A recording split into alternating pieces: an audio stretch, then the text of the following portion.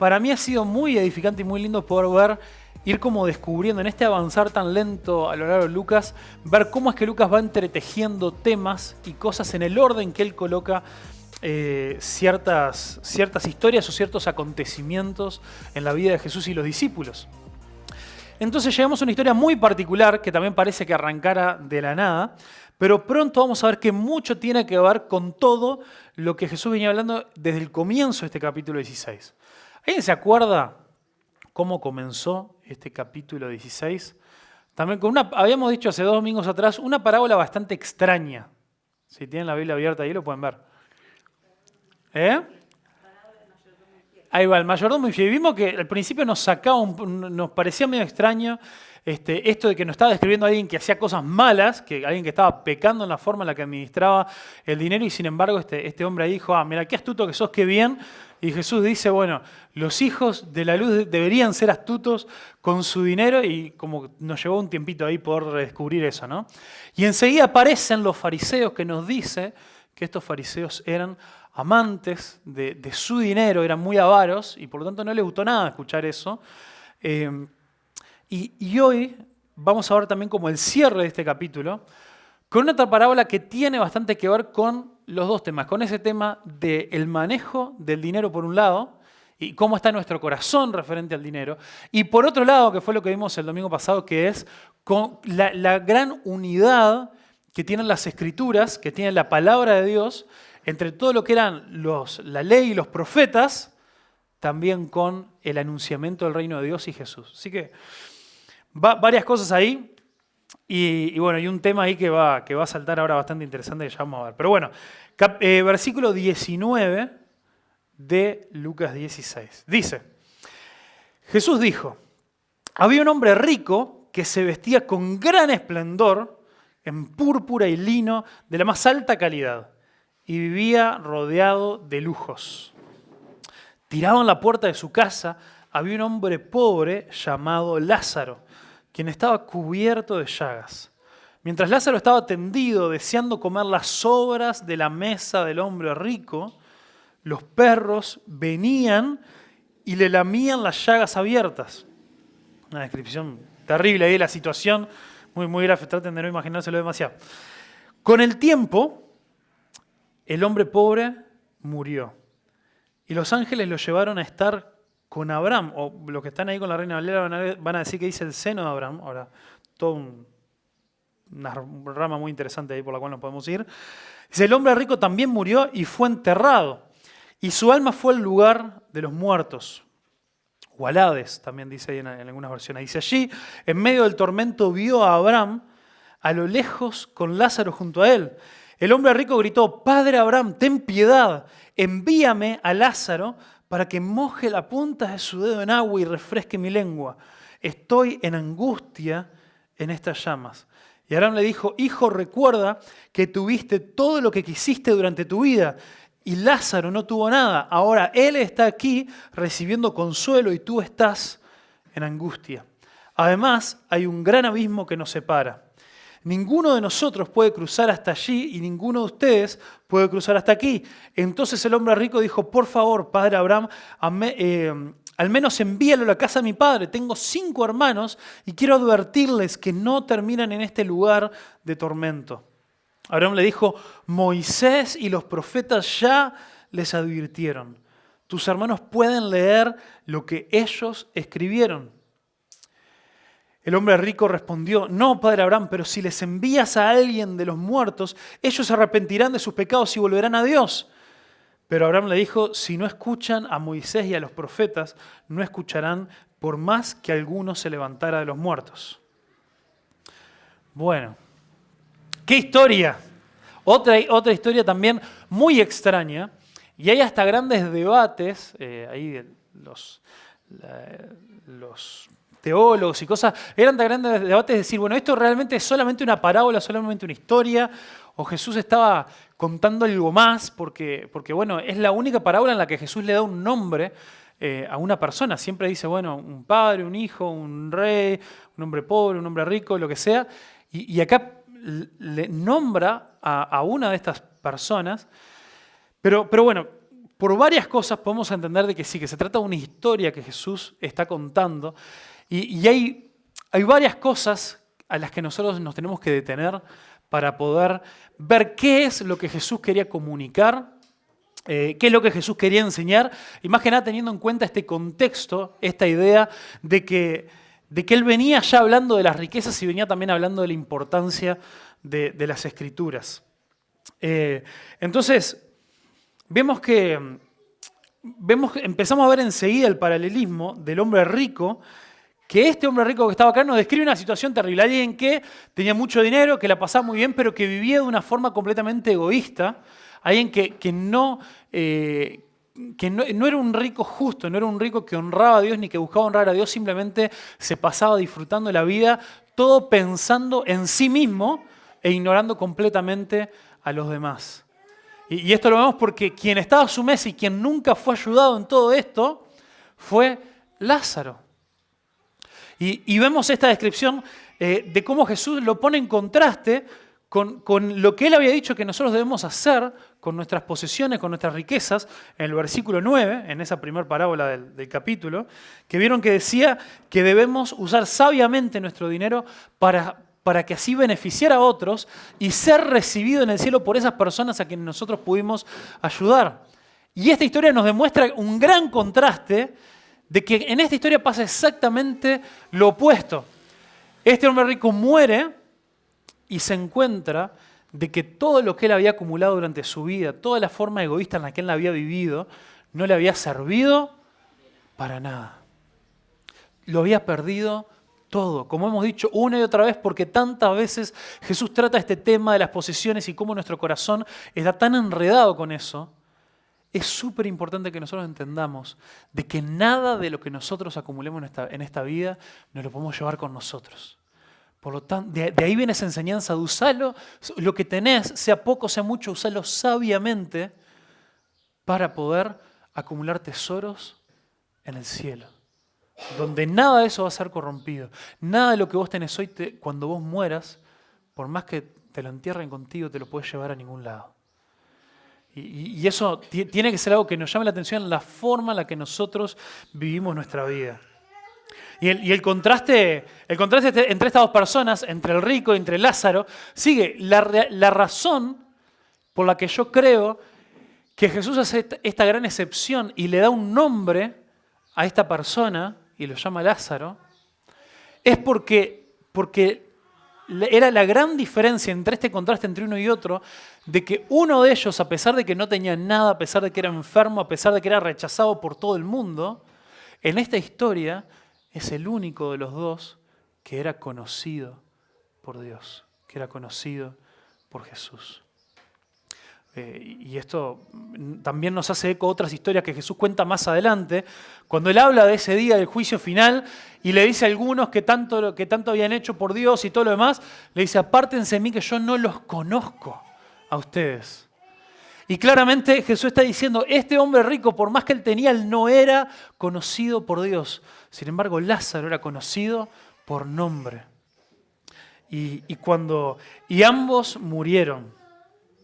Entonces, en este mundo, nosotros vivimos en un mundo con mucha desigualdad. Vivimos en un mundo donde mucha gente, muchas veces incluso a raíz de las injusticias, a raíz de cómo ellos a través del pecado sacan ventaja para sí mismos, se dan muchas situaciones de desigualdad en este mundo, pero hay algo que nos pone a todos en igualdad de condiciones. Hay algo de lo cual nadie escapa y hay algo que nos va a tocar a todos pasar tarde o temprano. Y eso es la muerte. Todos en algún momento nos toca encontrarnos con el fin de nuestra vida terrenal. Y en ese momento, la miseria humana, el efecto del pecado es igual para todos. Algunos lo venían sufriendo desde antes, como esa descripción tan visual, tan gráfica que nos da de Lázaro, que también nos hace recordar incluso algunas imágenes del sufrimiento, incluso de Job. ¿Se acuerdan que a Job le pasaba lo mismo? También estaba cubierto de llagas y también vivía en dolor constante con todas las cosas que le había pasado. Y sin embargo la muerte le llegó a los dos. Y la diferencia entre los dos es tan interesante que cuando nos describe la muerte de Lázaro, dice ahí Dice que Lázaro simplemente murió. Y después nos dice que el hombre rico murió y fue enterrado. O sea, Lázaro ni siquiera nos da como esa descripción porque vaya a saber si tenía familia, si tenía quien se importara por él. Había vivido una vida terrible de mucho sufrimiento, por lo menos esos últimos años, simplemente mendigando y deseando que alguien le diera de las migajas, de la sobra, de la basura. Y mucha gente ni siquiera tenía la misericordia o el cuidado de hacer eso con él. Entonces realmente había vivido una vida muy sufrida. Y de repente ambos se despiertan en este lugar. Y acá tenemos que abrir un gran paréntesis, porque acá aparece otra de las grandes interrogantes de qué es lo que dice este pasaje. Y una de estas descripciones de este lugar, del lugar de los muertos, dice acá en esta versión, o como dice más literalmente en la Reina Valera, el Hades. Varios tienen ahí eso, ¿no? Que dice que fueron a ese lugar. Bueno, entonces, es importante porque bastante de la descripción de esta historia sucede en este lugar. Entonces es bueno que nos vayamos un ratito por esa rama, aunque vamos a ver que la conclusión tiene que ver con otro tema. Entonces, hemos hablado muchas veces sobre cómo nosotros debemos interpretar las parábolas. Y una de las primeras cosas que nosotros tenemos que hacer es tener cuidado. Las parábolas no es como, no sé, las cartas de Pablo, que él básicamente sabemos que había una intención profunda detrás de cada una de las palabras que él decía. Uno puede realmente meterse así y ver realmente una cosa, compararla con la otra y ver aquí y allá y todos los detalles. A veces en las parábolas sabemos que son historias que Jesús contaba con el objetivo de dejar una enseñanza a un punto concreto. Entonces debemos caminar con cuidado en meternos en cada detalle de esta parábola y empezar a sacar conclusiones de aquí y de allá. Por otro lado, también sería difícil simplemente pensar de que Jesús por contar esta parábola simplemente se inventó toda una realidad ahí paralela que no es algo que refleja la realidad de lo que se vive cuando las personas mueren. Entonces debemos hacerlo con cuidado y debemos entender que no podemos sacar demasiadas conclusiones de esto, pero sí es importante entender que esta palabra, el lugar de los muertos o el Hades, no es la única enseñanza que nosotros tenemos en la Biblia sobre esto. No es, por ejemplo, la palabra que se usa muchas veces para cuando se habla del infierno. Entonces eso es interesante. Entonces, resumiendo un poco todo esto, el Hades es la palabra griega que suena bastante parecido, que es la misma que se usaba en el Antiguo Testamento en hebreo para hablar del Seol. ¿Han leído ustedes varias veces algunos salmos o algunos lugares y habla de repente del Seol? ¿Sí? ¿Se acuerdan más o menos? ¿Les suena? Bueno, ahí es donde algunas de estas traducciones a veces más modernas hacen un poco de trabajo por nosotros y en vez de dejarnos ahí el Seol, en muchos de los salmos a veces nos habla de la tumba o nos habla de la muerte o nos da diferentes descripciones de esa manera. Y es interesante que en esta descripción, en esta historia de Jesús, ambos van al mismo lugar pero simplemente están separados y en un lugar hay gran tormento y en el otro hay gran descanso y hay gran cuidado y consolación. Esta frase que se usa ahí, el seno de Abraham o estar con Abraham, evidentemente acá se lo describe a Abraham hablando y todo lo demás, pero también era una expresión que usaban los judíos para hablar justamente de este lugar donde iban las personas justas al morir que se reencontraban con su padre, con el padre de la fe. Entonces, sin duda que esto está cargado de un montón de imágenes, seguramente también alegóricas o metafóricas, pero los judíos tenían esta idea marcada de lo que era el Seol y que era un lugar claro donde quienes morían aguardaban a lo que iba a suceder después que viniera el Mesías.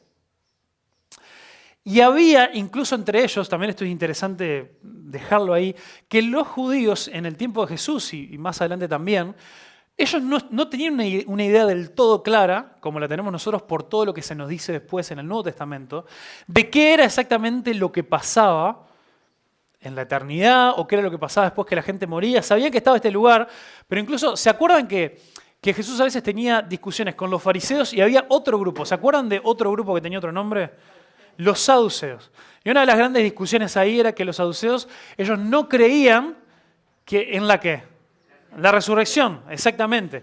Entonces había como diferentes grupos, como si dijéramos nosotros, bueno, había como diferentes denominaciones, ¿no? de los judíos, que ellos tenían diferentes interpretaciones de la Biblia, entonces ni siquiera entre ellos estaban de acuerdo, porque la realidad es que en la ley y los profetas, en lo que nosotros le llamamos el Antiguo Testamento, aparecen todas estas imágenes, todo este lugar, esta descripción de lo que pasa después de la muerte, pero con poca claridad. Entonces, si algo que ellos tenían claro era esto, que estaba como este lugar donde quienes habían vivido de una forma injusta, quienes no habían tenido sus pecados perdonados por Dios, iban ahí a sufrir e iban a estar ahí, justamente sufriendo por sus pecados y por las cosas malas que habían hecho, y quienes habían sido justos, o quienes Dios había declarado justos, quienes habían vivido una vida recta delante de Dios, iban a ese lugar de encuentro con Abraham, con sus antepasados, a ser consolados por la vida. Y acá es donde, de nuevo, prepárense para algunas cosas que yo les puedo asegurar que a lo largo de la historia de la iglesia se han creído, pero no solemos hablar mucho en la iglesia, no se nos suelen dar muchos estos espacios de detenernos en este tipo de pasajes y ver, bueno, realmente qué es lo que sabemos, qué es lo que la Biblia nos habla de esto. Entonces nosotros lo que sabemos es que la Biblia aclara, y a ver, esto es importante porque nosotros hoy en día hablamos de algunas maneras que a veces nos hemos acostumbrado y no necesariamente es lo que la Biblia dice, y a veces al repetirlo tanto, nos quedan ciertas imágenes que después son cosas que no están en la Biblia.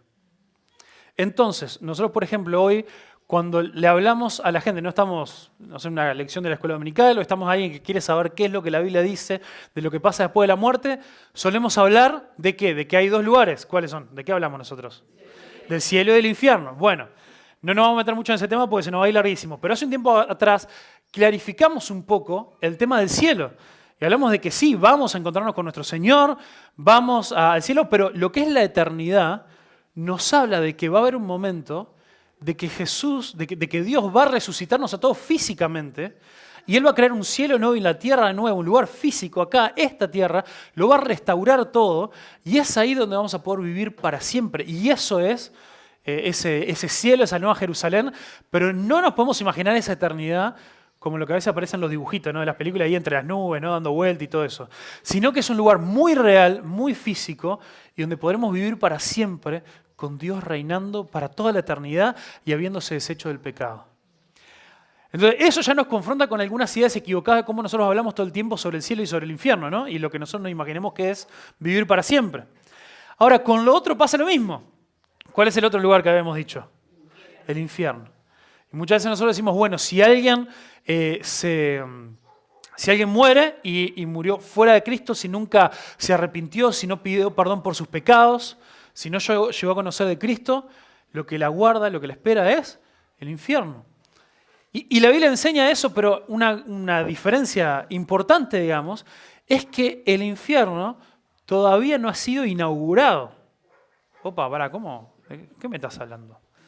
Bueno, ahí es donde está bueno que nosotros miremos algunas cosas importantes y está muy claro al final de la Biblia. En Apocalipsis capítulo 20, si miramos ahí rapidito,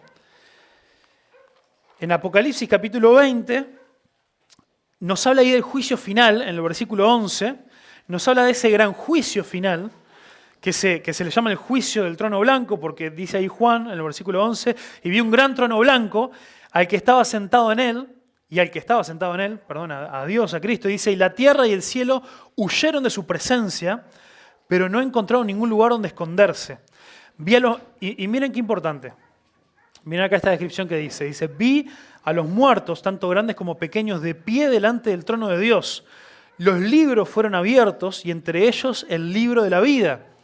La imagen que Apocalipsis nos da de los libros es esta noción de que Dios es omnisciente, que Él lo conoce todo y sabe absolutamente todas las cosas que hemos hecho en nuestra vida, todas las cosas que a todos nos condenan, pero también está el libro de la vida, que es el libro donde están los nombres, están aquellas personas que, habiéndonos condenado nosotros mismos por nuestro pecado, decidimos poner nuestra fe en Cristo, quien perdona todos nuestros pecados, quien borra toda esa maldad de nosotros, y por esa razón nosotros podemos estar en paz con Dios.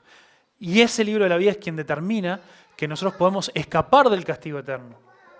Recordemos, esto está pasando al final de Apocalipsis, justo antes de que se inaugure esa tierra nueva y cielos nuevos.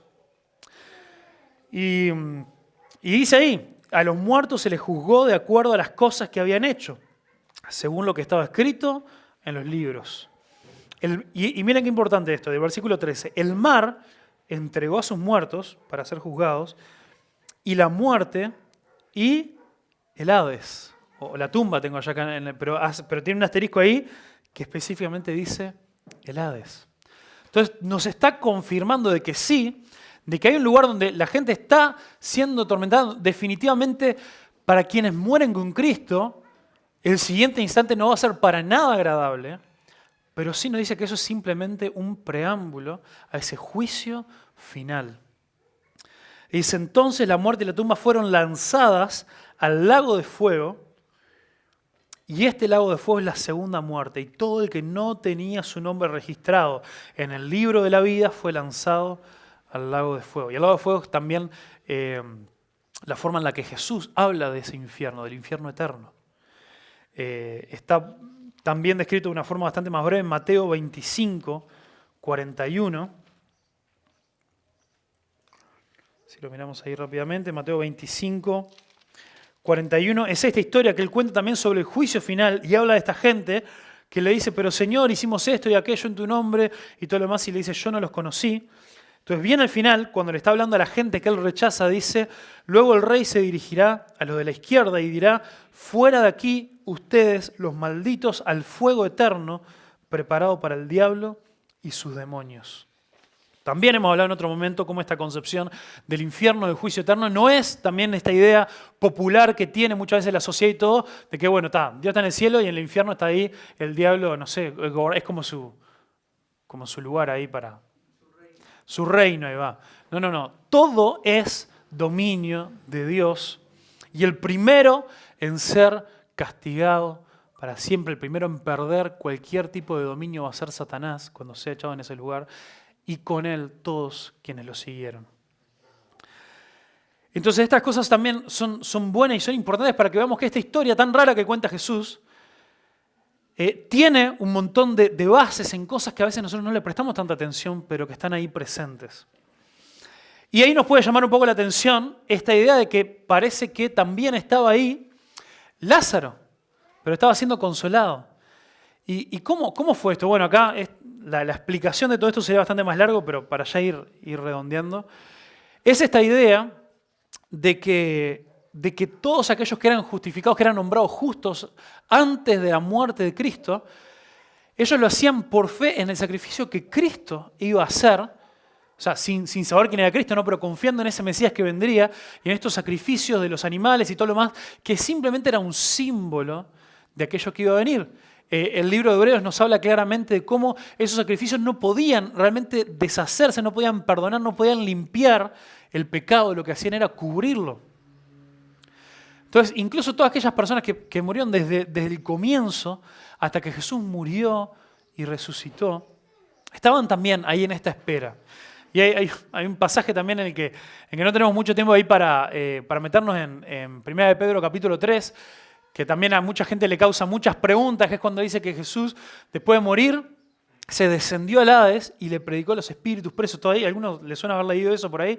Bueno, no nos vamos a meter en eso puede quedar para algún valiente más adelante, algún estudio con más tiempo, más profundo, pero es esa idea de que recién cuando Cristo murió y resucitó, fue ahí cuando la muerte fue vencida y fue ahí cuando Jesús nos puede dar la bienvenida delante de la presencia de Dios, y por eso es que el día de su muerte le pudo decir al otro hombre que estaba siendo crucificado junto a él, hoy estarás conmigo en el paraíso.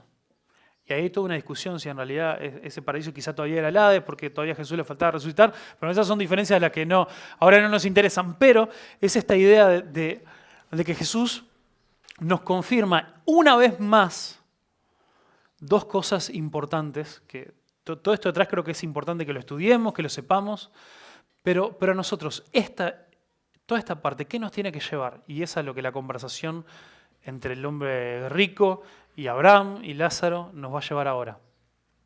La conclusión es que nosotros tenemos que entender que esa muerte que nos espera a todos, vos y yo, todos deberíamos tomar tiempo cada tanto para ser confrontados con esa realidad. Todos deberíamos llegar a ser confrontados de que lo que dice también en Hebreos 9:27, dice que está determinado para todos vivir una vez, una muerte y después de eso, el juicio. No hay segundas. O sea, las segundas oportunidades es cada mañana que vos y yo nos despertamos. Es la gran paciencia que tiene Dios cuando dice también en 2 de Pedro 3, dice que algunos creen que Él es tardo, que Jesús se tarda en volver, porque justamente decía, los apóstoles predicaban que Jesús estaba por volver, y la gente se burlaba y decía, no, pero ya han pasado algunos años, no ha vuelto, ¿y qué pasa con esto? Y ahí el apóstol Pedro dice, no es que Él no esté cumpliendo su promesa, simplemente Él retrasa su venida por amor, por paciencia a ustedes, para que se arrepientan. Porque si ustedes no se arrepienten en vida, si Jesús vuelve y ustedes no se han arrepentido, si ustedes se mueren y antes de morirse no se han arrepentido, no se han reconciliado con Dios, lamento decirles que ahí no hay segundas oportunidades. Por eso esta descripción de este lugar que describe del Hades, del Seol, que describe Jesús, si bien no podemos decir que es ni el cielo ni el infierno, no tiene absolutamente nada que ver con lo que algunos lo han confundido, con esta idea se me fue el nombre ahora, del purgatorio. ¿Por qué? Porque toda la idea esa que se inventó en algún momento, que no está en ningún lado en la palabra de Dios, se basa en la idea de que tanto ellos estando ahí o gente hoy en día intercediendo por esas personas podrían llegar a hacer algo para que sean justificados después de la muerte. Y lo importante y que en la desesperación de este hombre rico nos queda claro es que vos y yo mientras estamos vivos, mientras todavía tenemos aliento de vida, tenemos que preocuparnos de cuál es nuestra situación con Dios y cómo nos vamos a reconciliar con Él urgente, sin perder más tiempo, porque no sabemos cuál puede ser nuestro último aliento de vida. Y después de eso simplemente nos queda encontrarnos con Cristo. Y ver si hemos sido justificados o no, si hemos sido perdonados o no. Y eso simplemente depende de que vos y yo tengamos la humildad de reconocer nuestro pecado y entender y creer por fe que la gracia de Dios, el perdón de Dios es suficiente y que necesitamos una vida nueva, necesitamos un corazón nuevo para ser cambiados porque en nuestras fuerzas no podemos hacer nada.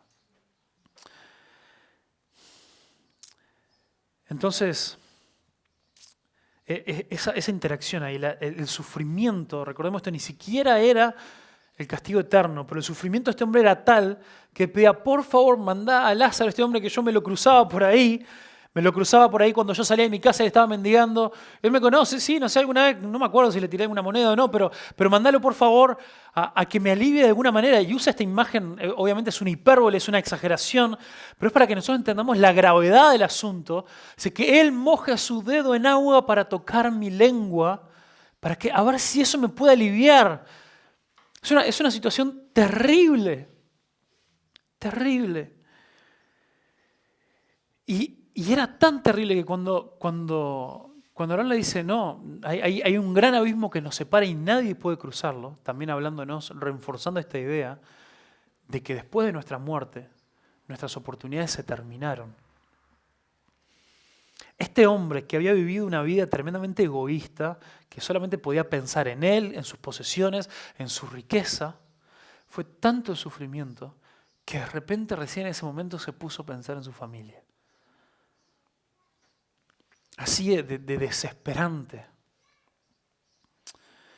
Y se da esta interacción que acá sí llega al corazón de la enseñanza de lo que Jesús quería contar, de lo que Jesús quería enseñar, de cómo Jesús quería cerrar este capítulo hablando de cómo las riquezas pueden corromper tanto el corazón de las personas.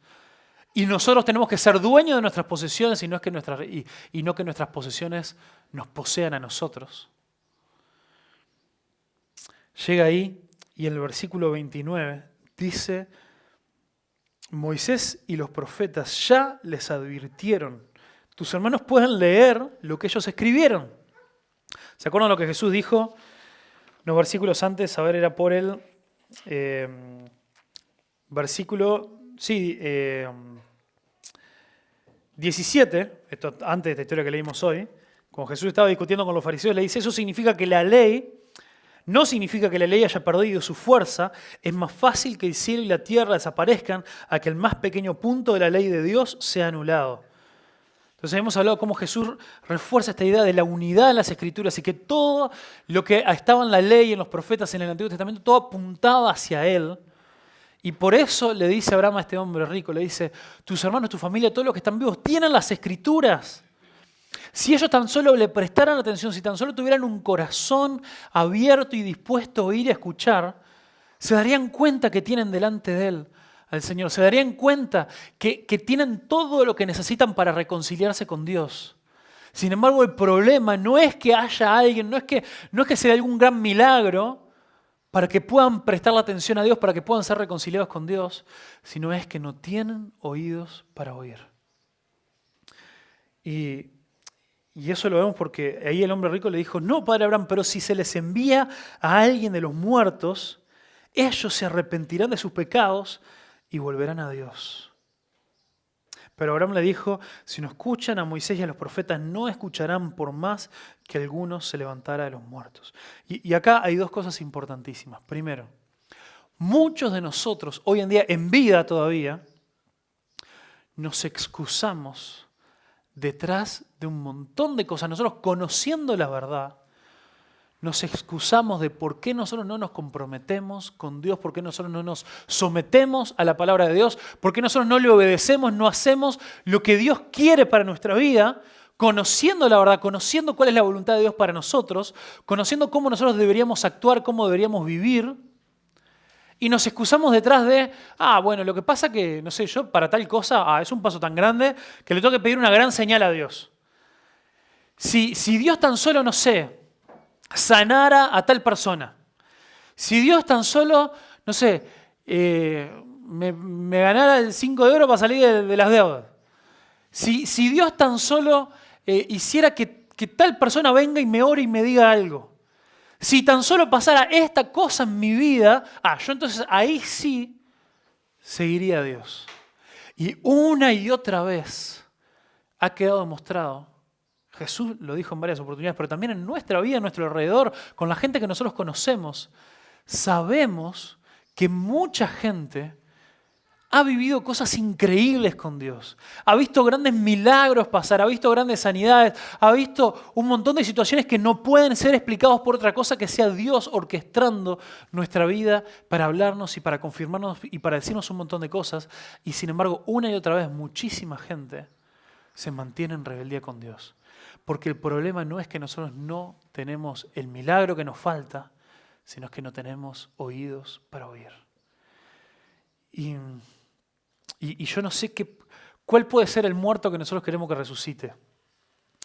No sé qué señal, qué es lo que estamos esperando. Pregúntate, si vos sabés que estás en un momento de rebeldía en contra de Dios, si vos sabés que hay cosas en tu vida que vos le seguís diciendo a Dios: está bueno, pero ahora no. Pero más adelante, cuando pasen algunos años, cuando pueda pagar las deudas, cuando pueda hacer esto, cuando, no sé, pueda tener mis vacaciones, cuando pueda cambiar de trabajo, cuando se me solucionen estos problemas familiares, cuando, no sé, lo que sea, cuando se me muera tal persona que me está estorbando en la vida, Señor, yo ahí voy, ahora sí, mandá esa señal, hacé algo, lo que yo te estoy pidiendo, y ahí voy a quedar libre para obedecerte.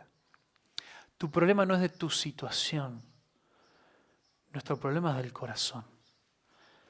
Nosotros tenemos en las Escrituras todo lo que necesitamos para eso. Si nosotros le estamos pidiendo a Dios que Él haga algo más de lo que Él ya ha hecho al morir por nosotros en la cruz, para darnos vida abundante, para darnos de su gracia, y seguimos pidiendo algo más encima de eso, para finalmente comprometer nuestra vida con Él y entregarle todo de nosotros, es porque tenemos un problema del corazón que no va a ser solucionado con un X milagro que podamos pedir. Y ahí, repito nuevamente lo que dice ahí Abraham, ¿no? No escucharán por más que alguno se levantara de los muertos. Y claramente, Lucas cuando escribe esto, hay dos cosas que puede tener en mente. Yo no puedo evitar acordarme de que Jesús, unos días antes de que Él muriera y resucitara, había resucitado otro hombre, ¿cómo se llamaba? Lázaro. No le puedo poner ahí la mano en el fuego que Lucas estaba pensando en esto porque esa historia no está en Lucas, está en Juan, pero igual Lucas lo conocía. Y literalmente hubo un Lázaro que Jesús resucitó entre los muertos, y eso, en vez de hacer de que la nación de Israel se arrepintiera, lo que hizo fue el sello final en que ellos estuvieran convencidos que tenían que deshacerse de Jesús. Y lo que seguro Lucas estaba pensando es que él, muchos años después, escribiendo estas historias, recordando lo que había pasado, no podía evitar pensar de cómo Jesús murió, resucitó, fue visto por un montón de testigos que lo vieron vivo, lo vieron volver de la muerte, lo vieron vencer sobre la muerte y sobre el pecado, y lo vieron en poder, incluso como Pablo nos dice, ¿no? Que hasta 500 personas lo llegaron a ver al mismo tiempo después de resucitar, y muchas de esas personas todavía vivían en el momento que escribía eso, y aún así tanta gente frente a encontrarse con un Cristo vivo y resucitado, mantuvieron sus corazones completamente endurecidos y no escucharon. Sin embargo, lo que sí Dios hoy sigue usando hasta el día de hoy, y ha usado a lo largo de los últimos, 2000 o más años todavía, porque ellos ya tenían esas porciones de las Escrituras, el usar la viva palabra de Dios para confrontar vidas, confrontar corazones y llamar a personas de muerte a vida. Entonces vos y yo y cada uno de nosotros tenemos que valorar profundamente lo que tenemos en la palabra de Dios y entender de que nosotros decimos, ay, si tan solo Jesús estuviera acá con nosotros, si tan solo Jesús caminara acá con nosotros, está bien, Él murió y resucitó, pero bueno, después de resucitar Él ascendió al Padre y no lo tenemos acá caminando hoy con nosotros. Pero Jesús mismo dijo que era mejor que Él se fuera y que nosotros tuviéramos para nosotros el Espíritu Santo. Y también que tengamos este gran tesoro de las Escrituras, que en unidad nos hablan, nos testifican, nos confrontan, nos desafían y como espada de dos filos nos penetran hasta lo profundo de nuestra alma y nuestro corazón. Y con el poder del Espíritu Santo nos hablan de nuestro pecado y nos llaman al arrepentimiento.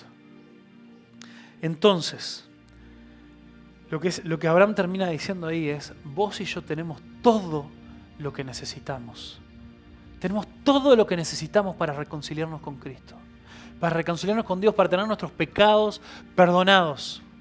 ¿Qué estamos esperando? ¿Qué estamos esperando? ¿Qué le estamos más pidiendo a Dios? Las Escrituras son suficientes para llamarnos al arrepentimiento.